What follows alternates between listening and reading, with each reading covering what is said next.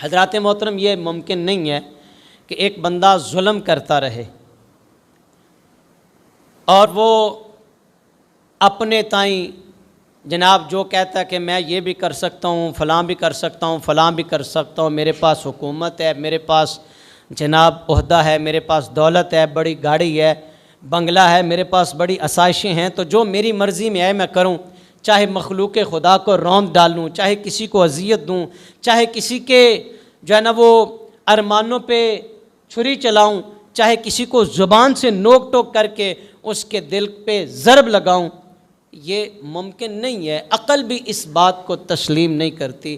ایک بندہ ظلم کرتے کرتے دنیا سے چلا جائے اور ایک بندہ مظلوم بن کے صبر کرتے کرتے دنیا سے چلا جائے اور قیامت بپا نہ ہو، دونوں کو کٹہرے میں کھڑا نہ کیا جائے، یہ ممکن ہی نہیں ہے، عقل بھی نہیں مانتی۔ چند ہی سالوں کے بعد حکومت بدل گئی، ابن زیاد کی حکومت رخصت ہو گئی، کایا پلٹ گئی، مختار سقفی نامی ایک بندہ کوفے کا گورنر بنا۔ یہ بعد کی باتیں ہیں کہ اس کا بعد میں کردار کیسا رہا، اس نے بعد میں کیا کیا سو کیا، لیکن یہاں بات عرض کرنا مقصود ہے، اللہ تعالیٰ جس سے چاہے اپنے دین کا کام لے لیتا ہے۔ الم تر کیف فعل ربک باصحاب الفیل الم یجعل کیدہم فی تضلیل وارسل علیہم طیرا ابابیل۔ اللہ پرندوں کو بھیجتا ہے اپنے کعبے کی حفاظت کے لیے۔ سوال یہاں بنتا ہے، بات دلیل کے طور پہ ہے، اللہ کے پاس وہ تو انما امرہ اذا اراد شیئا ان یقول لہ کن فیکون، وہ تو کن کہتا فیکون ہو جاتا۔ اللہ کے بندے بھی اس وقت موجود تھے، اللہ کو الہ ماننے والے بھی موجود تھے، لیکن یہ اللہ کی مرضی ہے۔ اللہ تعالیٰ نے پرندوں کو بھیجا اپنے کعبے کی حفاظت کے لیے اور چھوٹے چھوٹے پرندوں سے بڑے بڑے ہاتھی مروا دیے۔ کبھی کبھار ایسا بھی ہوتا ہے کہ اللہ تعالیٰ بدلہ لینے کے لیے ایک ظالم پہ دوسرا ظالم اللہ مسلط فرما دیتا ہے، حکمت خدا بندی ہے۔ میں نے کہا یہ مکافات عمل ہے، جو آپ نے کرنا ہے نا، دنیا میں اس کا صلہ بہت سارے لوگوں کو مل جاتا ہے، قیامت میں جو ہوگا وہ تو ہوگا ہی، قیامت میں جو ہوگا وہ تو ہوگا، دنیا میں اللہ تعالیٰ بہت سارے ایسے لوگ ہیں جن کو دکھا دیتا ہے۔ مختار سقفی نامی ایک بندہ کوفے کا گورنر ہوا، اس نے اعلان کیا، اس نے کہا کہ اب میں ان لوگوں کو نہیں چھوڑوں گا جنہوں نے آقا حسین کو شہید کیا، آقا حسین کے رفقا کو جنہوں نے شہید کیا، چن چن کے ان کو میں ماروں گا، قتل کروں گا، اور جس طرح انہوں نے میرے حسین پہ ظلم اور ستم کیے میں اسی طرح ان کے ساتھ سلوک کروں گا۔ جب یہ اعلان ہوتا ہے، فرمایا کہ جو سہولت کار تھے ان کو بھی نہیں بخشا جائے گا۔ لوگ کوفے سے بھاگنے لگے، چھپنے لگے، کسی نے کسی اور علاقے کی راہ لی، کسی نے کسی اور علاقے کی راہ لی۔ یہاں ایک بات میں حدیث مبارکہ آپ کے سامنے رکھنا چاہتا ہوں۔ کملی والے علیہ السلام نے فرمایا میرے پاس جبریل آئے ہیں، جبریل نے آ کے مجھے یہ پیغام دیا کہ پیغمبر یحییٰ بن زکریا علیہ السلام کے قتل کی وجہ سے اللہ نے 70,000 بنی اسرائیل قتل کروائے ہیں، 70,000 بنی اسرائیل کے بندے قتل ہوئے ہیں، اور حضور فرماتے کہ میرے حسین کے قتل کا بدلہ اس سے دگنا ہوگا۔ میرے حسین، یہ تو پتہ تھا، مخبر صادق نے پہلے خبر دے دی تھی۔ اچھا جی، اعلان ہو جاتا ہے، اب خولی بھی چھپ گیا۔ ابن زیاد اس نے موصل کے قریب جا کے کہیں کسی علاقے میں پناہ لی، اور اس کے ساتھ بہت سارے بندے بھی تھے، سنان، شمر اور حکیم بن طفیل، یہ سارے نہ چھپ گئے۔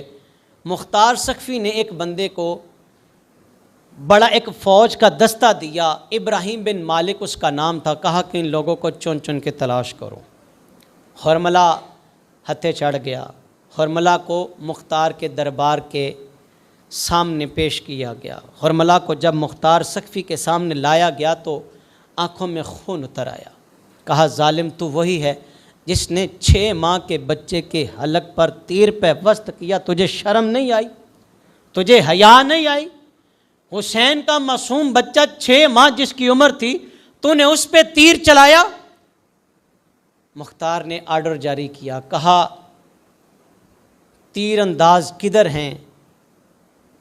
دربار سے آواز آتی ہے، لبیک، ہم یہیں پہ موجود ہیں، ہم حاضر ہیں۔ کہا اس کی گردن پہ تیروں کی بارش شروع کر دو۔ نشانہ رکھو اس کے حلق کا، نشانہ رکھو اس کی گردن کا، اور تیروں کی بارش شروع کر دو۔ حرملہ پہلے اس پہ تیر چلائے گئے، اس نے پانی مانگا، اس نے کہا مجھے پیاس ستا رہی ہے، پانی تو پلا دو۔ مختار کہتا ہے ظالم، تو نے حسین کے پتر کو پانی پینے دیا تھا؟ حسین اپنے 6 ماہ کے لال کے لیے پانی کا مطالبہ کر رہا تھا، تو نے پانی دیا تھا، آج تجھے بھی پانی نہیں ملے گا۔ وہی انجام کیا جو کربلا میں اس نے آقا حسین کے ساتھ سلوک کیا تھا۔ خولی یہ بھی گرفتار ہوا۔ خولی وہ تھا جس نے آقا حسین کے گلے پہ خنجر چلایا۔ خولی کو لایا گیا پکڑ کر، اس نے بڑی منت سماجت کی، اس نے کہا مجھے چھوڑ دے، مجھے معاف کر دے، مجھے چھوڑ دیں، میں مجبور تھا، مجھے ابن زیاد کا آرڈر تھا، مجھے عمر بن سعد کا آرڈر تھا۔ مختار نے کہا کہ نہیں، تجھے معافی نہیں ہے، تجھے معافی نہیں ہے، تم نے خون رسول کو معاف نہیں کیا، ہم تمہیں کیسے معاف کریں؟ یہ ممکن نہیں ہے۔ ایک روایت کے لفظ اور اس سے تھوڑے سے مختلف ہیں۔ اس کی گرفتاری کچھ اس طرح سے ہوئی کہ جب اس کے گھر فوج جاتی ہے نا تلاش کرنے کے لیے، تو یہ کسی کونے میں چھپ گیا، تہہ خانے میں کہہ لیں یا کسی ایسی جگہ پہ اس نے چھپنے کی کوشش کی۔ ایک روایت تو میں نے پہلے عرض کی تھی کہ اس کی بیوی چلی گئی، ایک روایت اس طرح کی بھی ہے کہ یہ اپنی بیوی کے پاس ہی تھا کہ جب فوج گرفتاری کے لیے آتی ہے تو اس کی بیوی سے انہوں نے پوچھا خولی کدھر ہے، تو بیوی نے زبان سے کہا مجھے نہیں پتہ، چونکہ پتہ تھا کہ میرا خامد ہے۔ اس نے کہا مجھے نہیں پتہ، لیکن ہاتھ کے اشارے سے اس نے سب کچھ ہی بتا دیا۔ اس نے کہا وہ لکیا بیٹھا جے، وہ چھپا ہوا ہے۔ تو گرفتار کر کے جب اسے لایا گیا تو اس کا انجام بھی وہی ہوا جو اس نے کربلا میں میرے آقا حسین کے ساتھ کیا تھا، اس کی گردن کاٹ کر کے رکھ دی گئی۔ شمر کا جو انجام ہوا وہ بھی اسی طرح کا تھا۔ شمر کو بھی اس کو واصل جہنم کیا گیا اور اس کی گردن کاٹ کر کے رکھ دی گئی۔ حکیم ابن طفیل یہ کسی اور گاؤں میں چھپ گیا تھا، کسی گاؤں میں یہ چھپا، اور اس نے اس گاؤں کے کسان کو زد و کوب کیا، مارا اور اس کو ڈرایا دھمکایا۔ اس نے کہا کہ یہ میرا رکا ہے، فلاں کے پاس لے جاؤ، اس کو اطلاع کرنی ہے کہ میں اس جگہ پہ چھپ گیا ہوں، لہٰذا تو بھی آ جا، یا میں کم از کم 30 دن یہاں پہ موجود ہوں، اگر ملاقات کرنی ہے یا کوئی اور ارادہ ہے تو میرے ساتھ اس جگہ پہ رابطہ کر لو۔ اب یہ رکا خیر کسان نے تو وہ مجبور تھا، اس نے اس کو پناہ دی، رکا بھیجا کہ جاؤ فلاں کے پاس لے جاؤ۔ یہ رکا لے کے جا رہا تھا کہ راستے میں مختار کے سپاہیوں نے اس رکے والے بندے کو گرفتار کر لیا۔ رکا پکڑا اور دیکھا سارا جو ماجرا لکھا ہوا تھا، فوراً گئے اور جہاں پہ حکیم ابن طفیل نے پناہ لی تھی نا، اس کو گرفتار کر لیا۔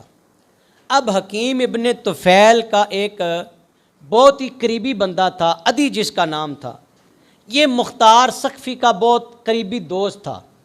اس نے نہ عدی کو یہ رکا لکھا تھا یا عدی کے ذریعے اس نے کوئی پیغام بھیجا کہ مختار سے کہو مجھے چھوڑ دے، مختار تیرا دوست ہے، عدی جا نہ تو میرے لیے پناہ مانگ مختار سے۔ عدی نہ مختار سقفی کے دربار میں پہنچ گیا کہ میں حکیم بن طفیل کی سفارش کروں گا اور اسے چھڑا لوں گا۔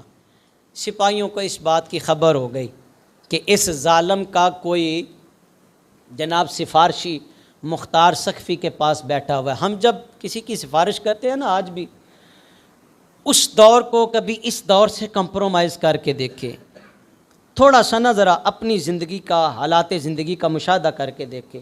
ہم بھی سفارشی لوگ ہوتے ہیں، لیکن ہم یہ نہیں دیکھتے کہ جس کی سفارش کر رہے ہیں یہ ظالم ہے یا مظلوم ہے۔ ہم دیکھتے ہیں میری برادری ہے، میری جو ہے نا وہ پارٹی کا بندہ ہے، یہ میرے محلے دار ہے یا میرا رشتہ دار ہے، ہم یہ چیزیں کوٹ کرتے ہیں، ان چیزوں کی بنیاد پہ ہم کسی کی سفارش کرتے ہیں۔ سن لیں میرے نبی کا فرمان ہے، حضور فرماتے ہیں جتنے سہولت کار ہوں گے ان کو بھی گناہ اتنا ہی ملے گا جتنا گناہ کرنے والے نے گناہ کیا ہے۔ گناہ گار کا جو گواہ ہوگا، گناہ گار کا جو سفارشی ہوگا، وہ بھی اسی کٹہرے میں کھڑا ہوگا۔ بھائی میاں ذرا غور کریں، گناہ کرنے والا کوئی ہے، آپ اپنی سفارش کی بنا پہ اس گناہ کے کھاتے میں برابر کے حصے دار ہو رہے ہیں۔ کم از کم یہ ضرور سوچے، یہ مکافات عمل ہے، قیامت بپا ہوگی، قیامت کا انکار کرنا یہ کفر ہے، اور جس بندے کو یہ پتہ چل جائے قیامت بپا ہوگی اور میں ظالم کا ساتھ دے رہا ہوں، وہ انشاءاللہ چند لمحے خوف زدہ ہوگا۔ قرآن کہتا ہے ان اللہ خبیر بما تعملون، اللہ فرماتا ہے جو تم کرتے ہو اللہ اس سے بے خبر نہیں ہے، اللہ جانتا ہے۔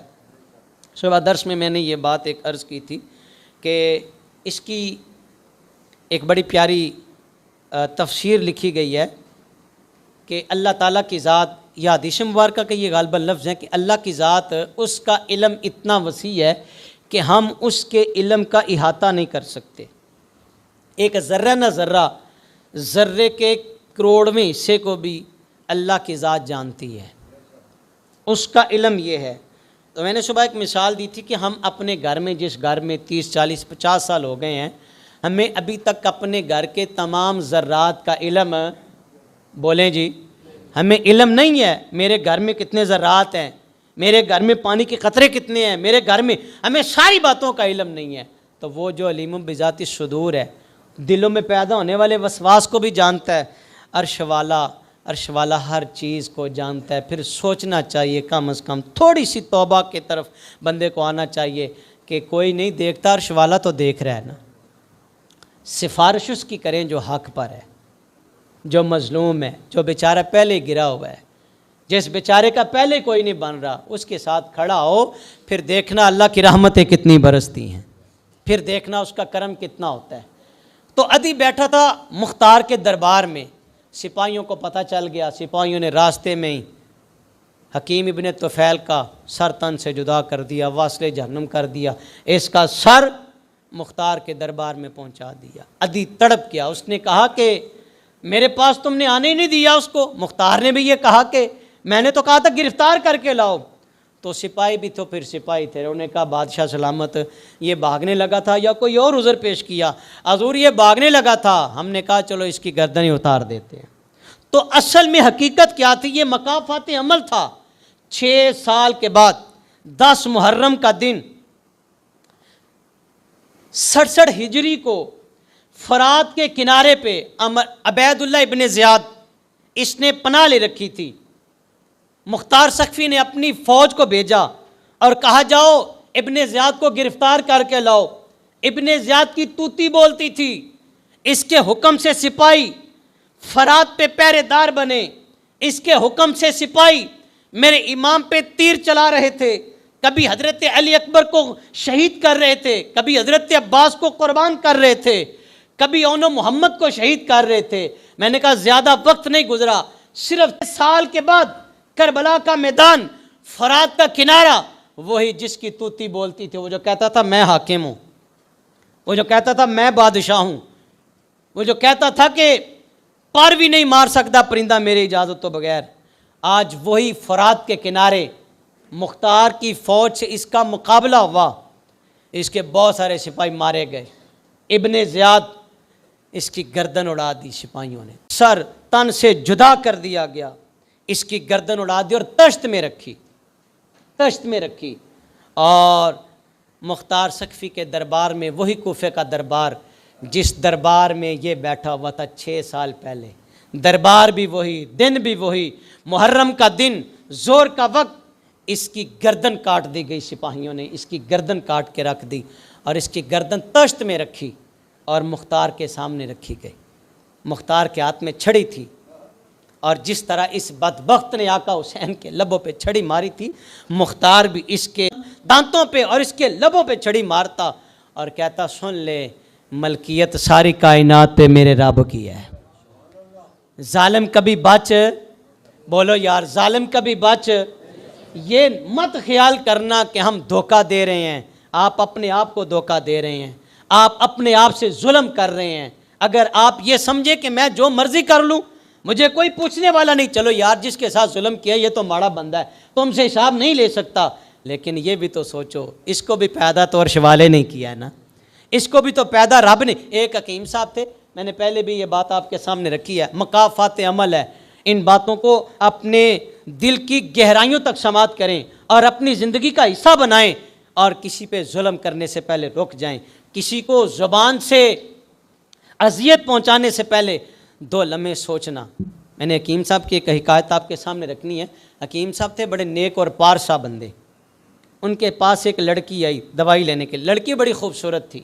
حکیم صاحب کے دل میں نا شیطان نے ایک وسوسہ ڈالا، طبیب نے وہ جو نبض دیکھنے کے لیے کلائی پکڑی تھی نا لڑکی کی، ضرورت سے زیادہ پکڑ لی، کلائی ضرورت سے زیادہ، فوراً ہی ایمان نے جوش مارا اور جھٹکا دیا، اس کی کلائی کو چھوڑ دیا، آنکھوں سے آنسو آ گئے۔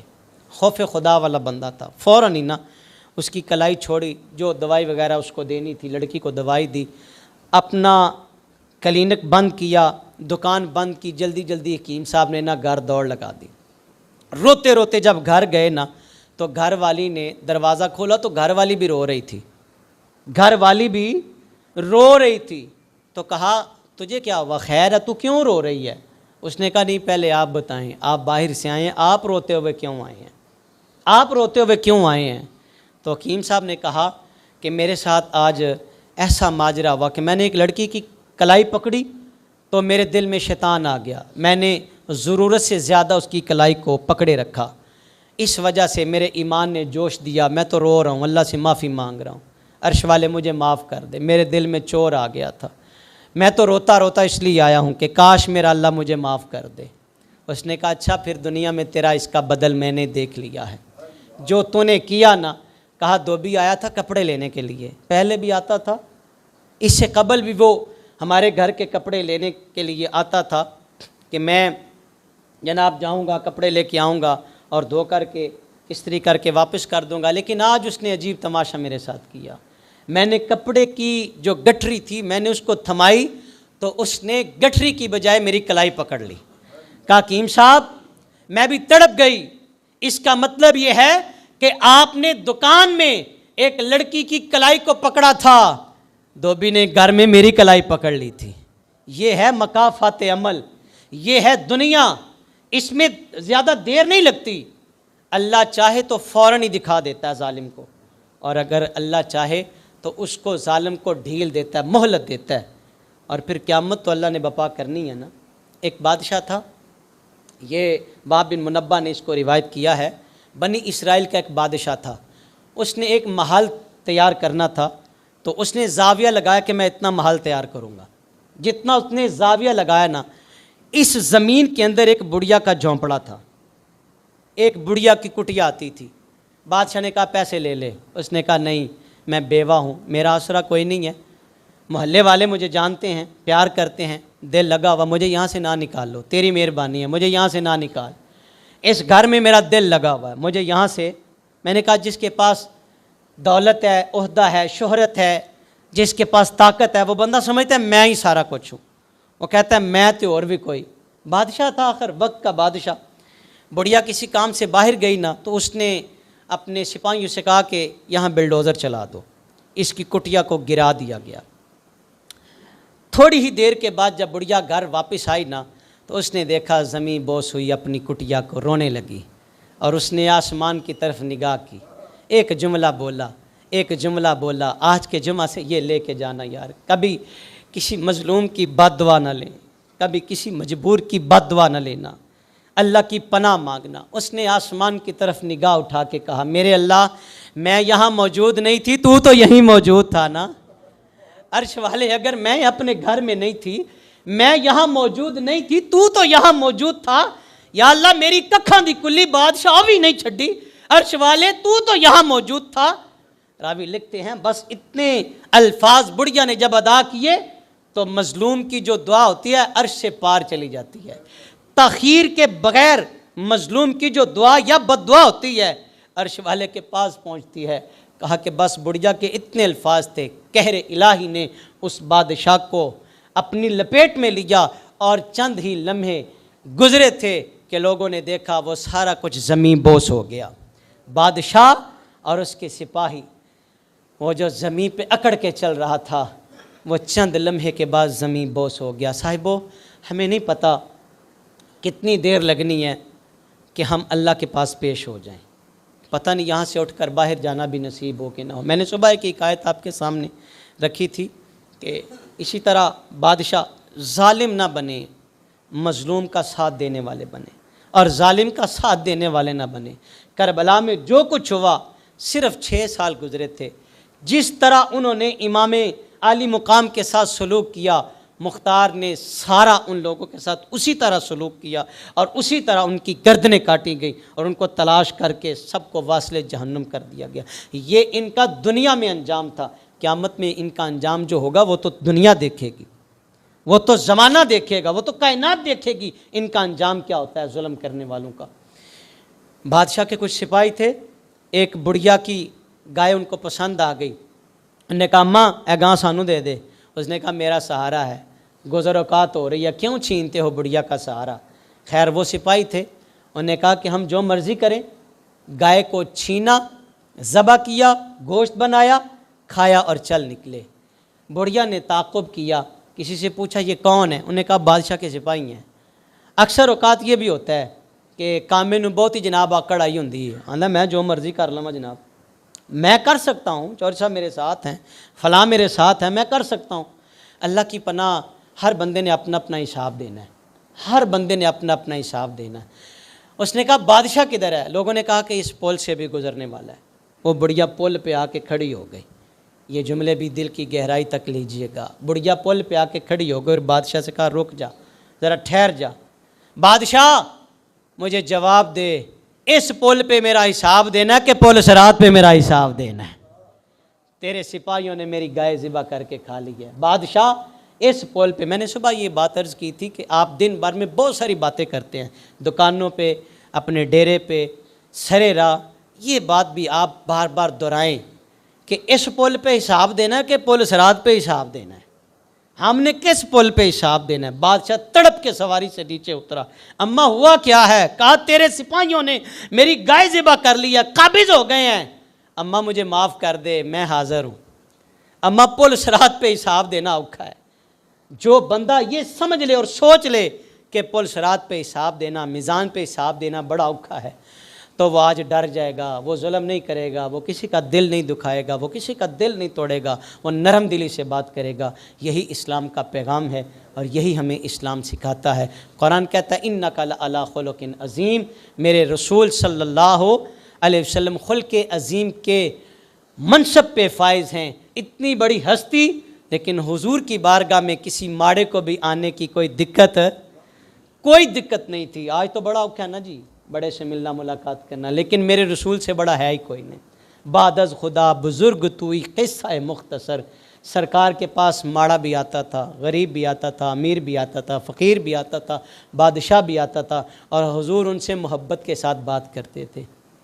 میں اسی پہ اپنی بات کو ختم کرتا ہوں۔ دعا کرے اللہ ہمیں عمل کی بھی توفیق عطا فرمائے۔